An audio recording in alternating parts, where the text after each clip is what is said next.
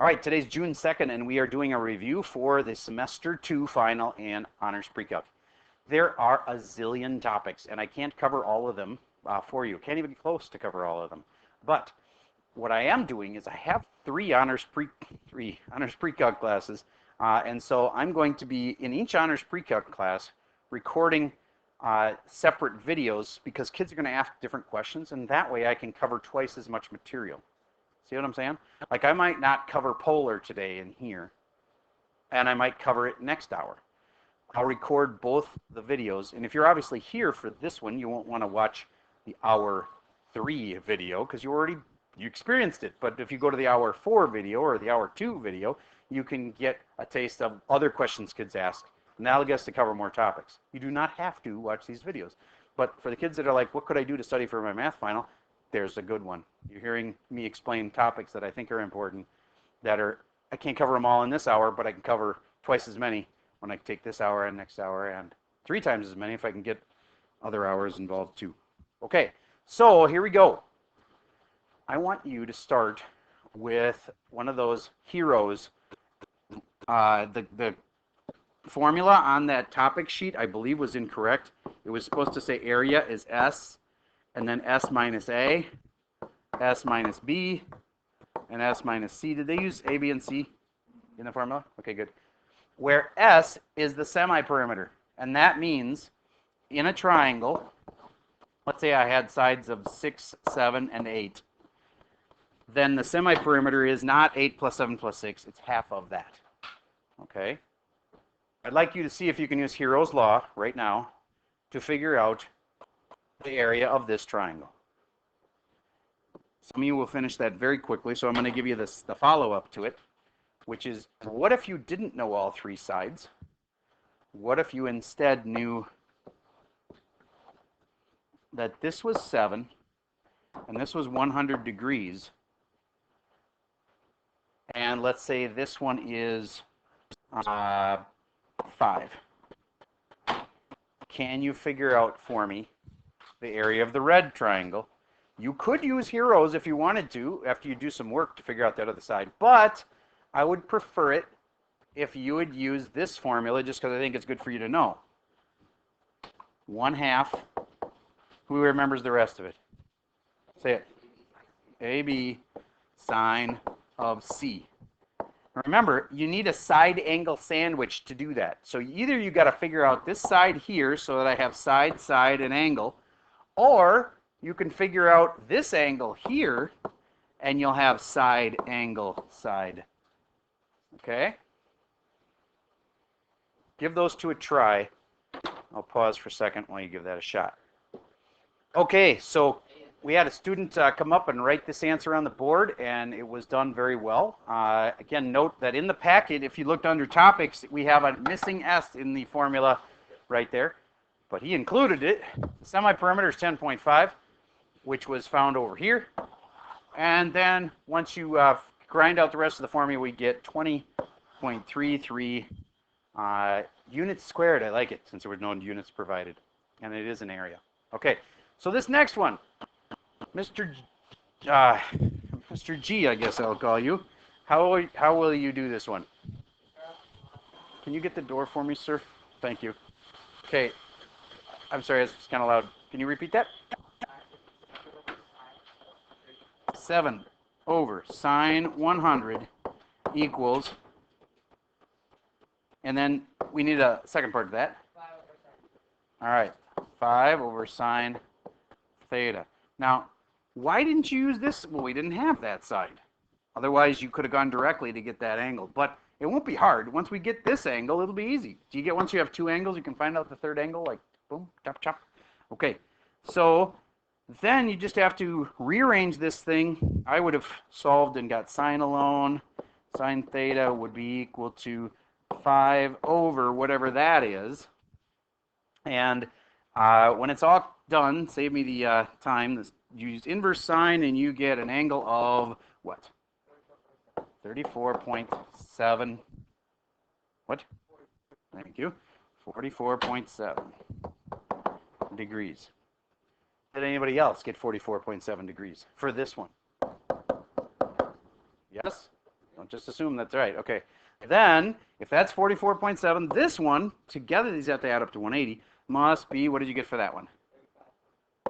35 point what? All right. Is he doing that right? Okay. Then, if that's 35.3, now we can start using this guy, 1/2 AB sine C. So, tell me what you did now.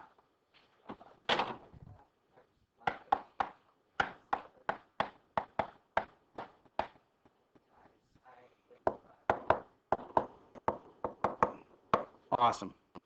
When it's all said and done, you're getting an answer which is a area. And what was it? 10.1. Raise your hand if you got the same thing. Quite a few people concur. All right, good. These are tougher ones. That's why only half the people got that. Yes, sir. Okay, first of all, you'd find the third side. So once you had this angle, you could find this side. Once you have all three sides, you know how to do it from there.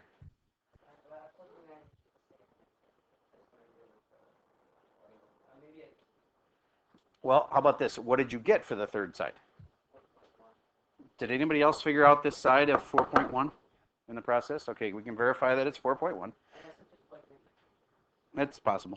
All you'd have to do from here is add these up, divided by 2. That'll be our semi-perimeter.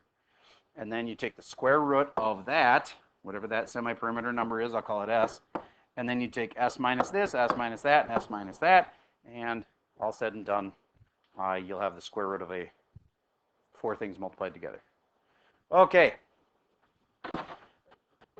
So that's one big topic. Another one that I gave you last night was you were supposed to find a tide example where the low spot was 2 feet below sea level, and it happened at, what was it, 2 p.m. And the high tide was 12 feet above sea level, and it happened at 8 p.m. Now, you should have been able to write a big equation for this. I'm going to roll the dice and call on somebody. Everybody be ready, and if you don't have it, you're going to have to work it out with me. This was a big equation that was A cosine B x minus C plus D. That ring a bell? All right, that was assigned last night. So, Dice of Destiny, who's going to be helping me with this one? And it is a row 4. Person 4. That's you. Okay? Tell me how to start. How did you get your A? You may. That's a good question. You actually get to decide what you call X and Y, but we know that the depths would have to be like how deep is usually going to be measured this way, and time pretty much always goes this way. So then this would be considered your X because it's time. Okay? All right, so now, how do you figure out your A value? So first I would like middle y, which is 12. I agree this middle thing is really, really important if that's what you're talking about. Yep, so I took 12 plus 15. And that would be 14 divided by 2, which is? Plus negative 2 is 10. Oh, interesting. Okay. What's the total distance between 12 and negative 2? 14. Think of it this way. If we counted down, do you get I'd have to go all the way down to 0 first, and then I would go 2 more spots to get to negative 2? Yep. So it's 14. Then you divide it in 2, so it's 7. So you should have got a 7 for this. I will let you off the hook if you didn't, because that'll throw everything else off. Oh, you did? Okay, good. I found the middle, like, Oh! the actual middle part. Okay, so this distance, would you agree that that distance is 7? Yeah, I agree. Okay, so the dotted line would be at 5. Okay, good. So if this has a height of 12, and then we go down 7 from that, then this is at 5, and then 0 is like somewhere in here, but it's kind of inconsequential. It doesn't really matter. The low spot's the next important thing, and that's at negative 2, and that's a distance again of 7. Okay, good. So you're doing it right. To keep going. 7 cosine of, how do you get b? So first I found the period, turned down to 12. How did you get 12? Because a lot of kids are going to say 6 because it goes 8 p.m., 2 p.m., that's 6 hours. So you find the distance between the lowest and the highest, and multiply that by 2. Yes. Because the period isn't from a low spot to a high spot. The period is a full complete cycle. And that goes from a low to a low, for instance. So you have to double your 6 hours, makes it 12 hours. And so period equals 2 pi over b. 12 equals 2 pi over b. And then you rearrange that, and what did you get for b? I got 2 pi over 12, also known as pi over 6. Very good. Okay, then x minus c. What's that? Remember where to get this number? Yes. Very good. I put in the x It is the phase shift. highest. The x of the first peak you come across. And here's our first peak, and the x of it is the time of it, and that's an 8. X minus 8. If you're not understanding where any of these come from, pay attention. Try to figure out, listen to what I'm saying, because if you didn't know how to find that, it's just the x value of the first peak. And the x is time. X is always time if there's time involved. Okay, and then the last thing, you know how to do the last part? Yeah. So I did 12 plus. All right. Divide by 2. Okay. How about this? Big picture, do you get that cosine, the high spot on cosine, is, it goes from a dotted line right through the middle of it of 0 on normal cosine to the dotted line that's running down the middle of this one is at 5. And so therefore, how much is the dotted line been shifted up? Because that's what this is about, is how far up it got shifted. So that's the way I would do it, is say, this used to be at 0, now the dotted line's at 5, so therefore 5. I'm not sure how you did it, but I believe your way works too. Okay. Any questions on that kind? It's another tough problem that you're going to see, or very likely see. So as any of you that need help on understanding how to write a sinusoidal? If there's any part of this you didn't get, I can explain it again in 2 minutes. Sir? How did we find b? All right. First of all, it should memorize 2 formulas. Period equals 2 pi over b, or b equals 2 pi over the period. So to get b, obviously, I need the period. So to get the period, that's a period of time. Usually when we do this in this context, time is what we're talking about. So then how much time elapsed from 2 to 8 p.m.? 6 hours elapsed. You can't just assume that's the period, though, because the period is to complete a full cycle. It was 6 hours to get it halfway done, and it'll take another 6 hours for it to reach its low again, and therefore it's double that. Okay, so that's why the period was 12. Once I have the 12 for the period, I can put it in here, and b is 2 pi over 12. Okay, so if you've got those formulas memorized, and you know how to find the period from looking at the time, that's how you're going to get your b. All right, good. Let's open it up now to questions off of the topics page. So everybody right now, look at the topics page. Are there any problems from the topics page or types of problems that you are nervous about? Because either you don't know what they mean, or you remember that that kind was hard. The reason I'm not just saying, I know that there's probably 42 topics that I could cover, and I just don't want to pick them. I want to at least know that somebody wants to know about the kind that I'm doing. Yes? Oh, the arc length and like the area of the sector. Ah, sectors of circles. Excellent. I'm glad you asked. So here's the arc. Here's an arc on a circle. And let's say that this had a degree of 30 degrees. Let's make it into a real world problem. So let's say that this is, I've been watching this series Alone. Has anybody watched Alone? It's on the History Channel. They throw these guys out on Vancouver Island, and they just like, they give them 10 tools they can pick from a list of tools, no power tools, of course. 10 things you can bring with you, like a knife, a gill net, so that you can like net fish in the water. And they don't give them food, and they don't give them water. They just give them, it's you and a bunch of tools, and they just leave you. And you have a satellite phone that you can call to tap out. You know, if you're like, this is too much, I'm out of here. So like the very first night, this guy had bears come right up to his tent, like snorting in his ear. Didn't have really a tent. He had a tarp. Nobody gets a tent. You get just a tarp. And he was really freaked out with the bears. So anyway, he tapped out. And the next night, somebody tapped out because of wolves. There were a pack of wolves on this island. There's 1,000 cougars on the island, and that's scary enough because there's more cougars that kill people than anything else.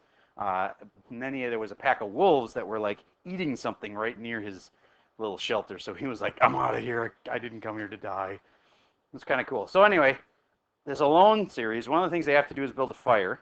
Because if you're going to survive, you got to have fire.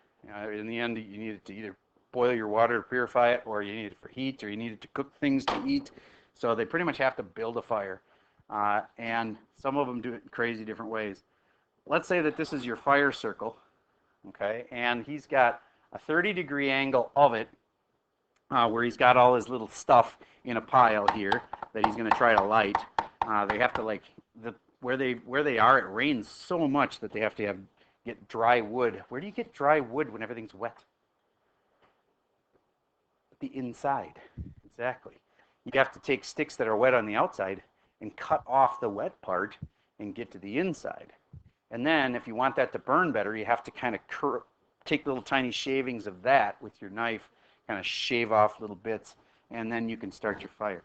Anyway, so he's got all his little stuff in there, and he's made his fire ring. The question is, if his radius of this is 1 foot, how long is that? There's a formula for that, and I know some kids won't be able to recall it, so who's got that one? Yes, sir.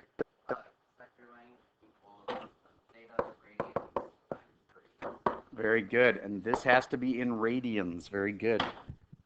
Use that formula now and figure out how long is that little part of his circle where he's building his little fire.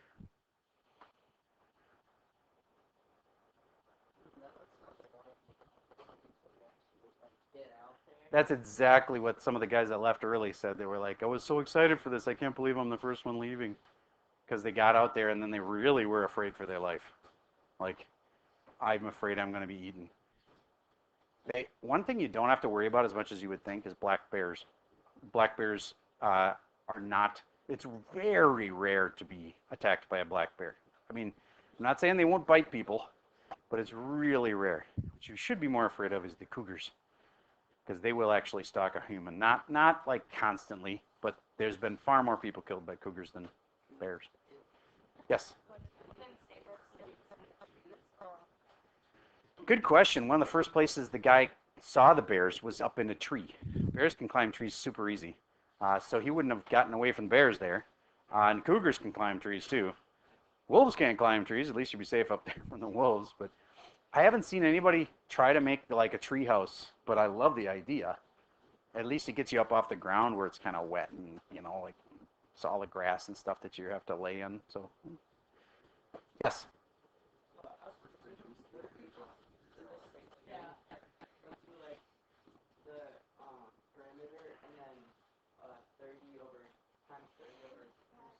Yeah, absolutely you could. That's very good. So what you just said is, couldn't you just find the perimeter of the whole circle? Well, what's the formula for that? Circumference equals 2 pi times the radius, okay? So the circumference of this thing is 2 pi times the radius is 1. So our circumference is 2 times pi, okay? And then you're saying that we don't have the whole circumference, we just have 30 degrees of it, so then you'd multiply that by what? I like it. That is actually a formula, it's a thing. But the one we usually use for this is S equals theta r, and a lot of times we've got it all set up for that, so, but your way would work in different contexts, absolutely. All right, now, let's find that is that. So S equals, instead of 30, you're going to put what? 5 over 6. Notice how quick that is. Remember when you started this year, you probably pretty much didn't know that at all. It's kind of cool that you know the radians now really easy. And then the radius was 1, and therefore S equals pi over 6. And it feels like, that's weird, that's an angle. No, pi is just a number. It's 3.14 divided by 6. So S is about, well, it's about half, because 3 over 6 would be half, right? So it's about a half of what? What's this in? It's not a half of a radian, no. The S is this, and that's in feet, because this is in feet. So therefore, this would be feet. And that's about half of a foot, a little bit more than a half of a foot. How long that would be. Yes, sir? Why does that work? You know, on a review day like this, I could spend 10 minutes on that, and it wouldn't help you very much in the big picture. So you and me can talk about that later, and I could probably derive it for you from some other formula. But let's just focus on the next topic, because I think you got this one. Yes? You have to prove trigonometric functions that equal each other. Like, for instance, yes. I'm glad you asked. I made one.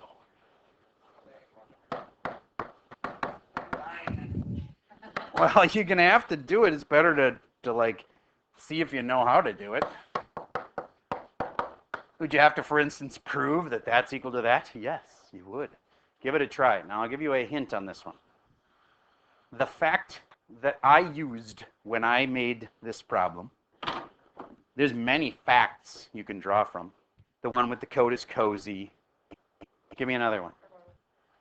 The one with the tans, what you seek. Okay, 1 plus tangent squared equals secant squared.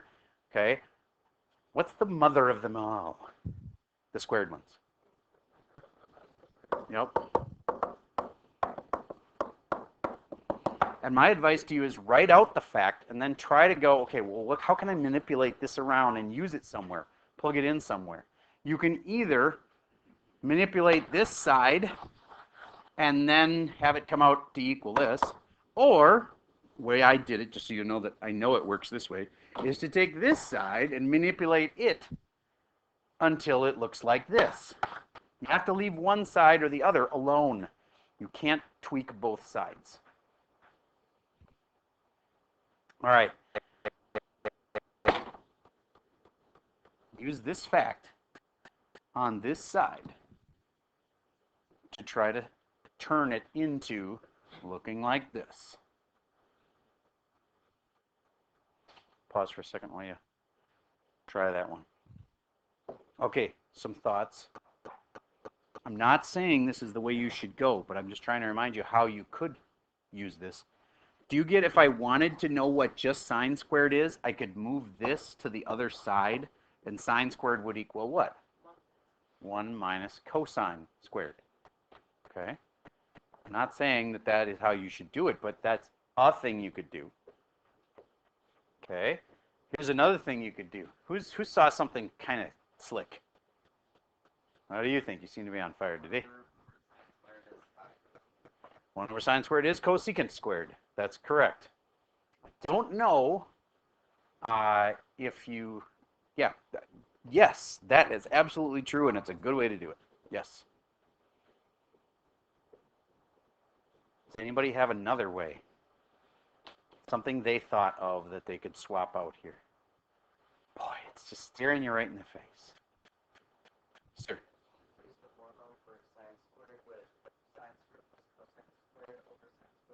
Okay, but what you just said was really just replacing one thing. What did you replace in here with what? I replaced the 1 with sine squared. You took out the 1 and you put in all that.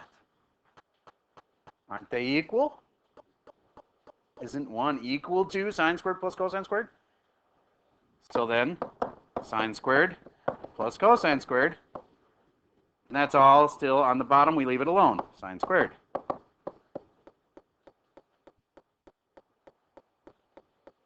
Okay.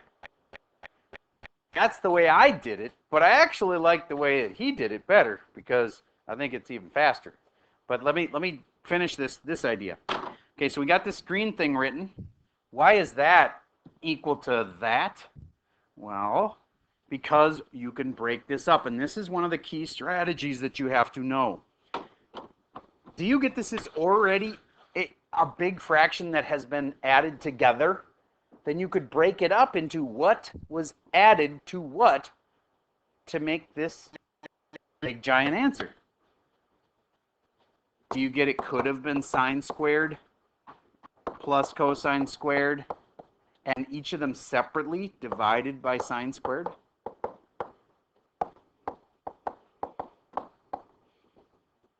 Do you get that that's kind of like the opposite of adding two things together and getting the answer? It's like you take the answer and you break it into what could have been the problem. It could have been this plus this would have equaled that. All right, and if so, what is sine over sine? 1.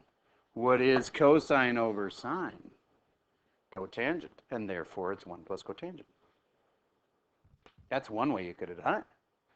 And you had a way. What was your way? I liked your way better. 1 over sine squared is cosine squared. Okay, so wait. I'm going to go back to this. And you said that just replace this whole thing right here with cosecant. I can't argue with that because it's a fact. Because that's just one of the reciprocals. Okay, now what? Oh, wait, I'm going to write that fact. 1 with the coat is cozy. So cosecant is 1 plus cotangent, so I can replace this with 1 plus cotangent. That was a really easy way to make it equal this. Nice job. Okay. Next topic. What else you want to know? I'm going to suggest one if nobody thinks of one. But if there's topics on the list that you feel weak on, this is your chance to guide the discussion your way.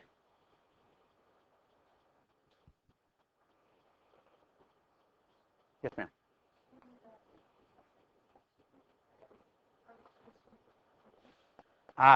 Power rule and quotient rule. It's under complex numbers. So, for instance, let's say that I said R was 3 cis pi over 3, and I had V was square root of 2 cis pi over 4. Do you get that you can multiply them? You can put them to a power. Can you handle putting it to a power and then dividing it? Everybody try that one. That's an example of what she was asking about. That's going to involve de Moivre, where it's about de move of the exponent. And it's going to involve dividing, which really is related to subtracting. I'll pause for a second while I give that a try. Okay, so here we go. R to the third would be this one, to the third. It's all about de move of the exponent with de Moivre. So this 3 has to go down here and there. So then this becomes, quiet please, this becomes 27 because it's 3 to the third. 27 cis, and the 3's cancel here, pi.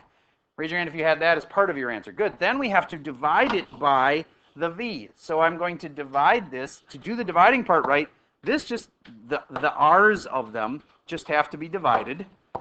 But then what do you do with the angles?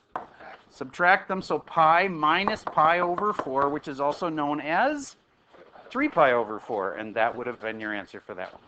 Okay, remember you can watch other classes' videos. They will have asked different questions and covered different topics. And your homework for tonight, I already told you, is to do problems 1 and 2 of the homework, which is titled Assignment for June 2nd. I will be gone tomorrow. What you're doing in class tomorrow is you're going to be working with a partner, and you and the partner are going to try to finish the worksheet I assigned you the first 2 problems of. You're going to try to finish that in class and then check the answers of it, and then she'll tell you what to do for homework. All right, that's all I got for you for today. Have a good day.